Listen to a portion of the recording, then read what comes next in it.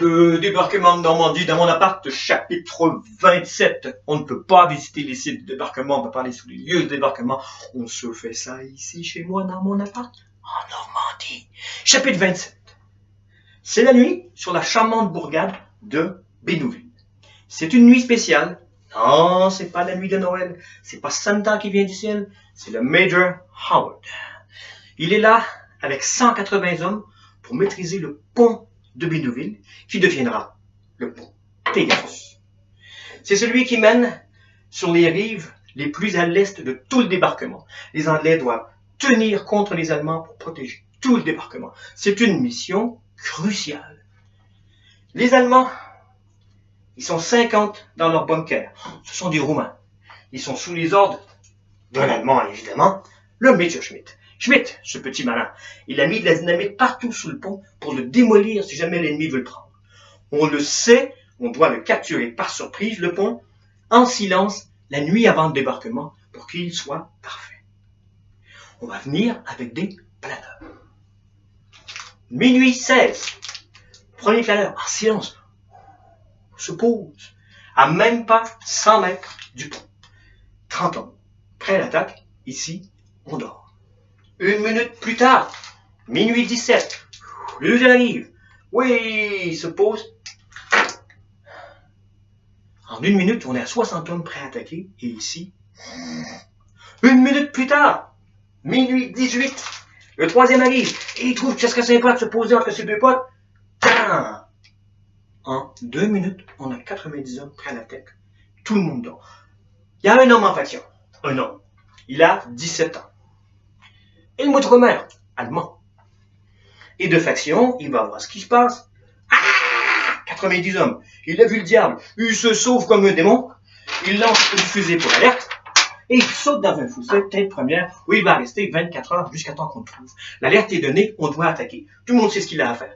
29 ans de lieutenant Budrich. Il attaque, il traverse le pont. Il doit démolir le détonateur avant que les Allemands l'activent. On le voit venir, on le tire. Il tombe. Le lieutenant Budrich devient le premier homme mort des Alliés dans tout le débarquement. Il est le premier des 150 000 morts et plus qu'il y aura pendant 2 mois et demi ici en Normandie. On maîtrise le pont en 12 minutes. L'autre pont, 3 minutes de plus. En un quart d'heure, on a tout maîtrisé. Maintenant, il faut tenir jusqu'à être relié aux plages de débarquement. On doit tenir 12 heures. On va confronter des tanks, on va confronter des bateaux. Il y a même un avion. Au petit matin, un avion allemand va venir avec une bombe, la larguer, et en fait, il va réussir à frapper le pont en plein milieu. La bombe va rebondir, tomber dans l'eau et ne jamais exploser. En début d'après-midi, tout d'un coup, au loin, on entend la cornemuse.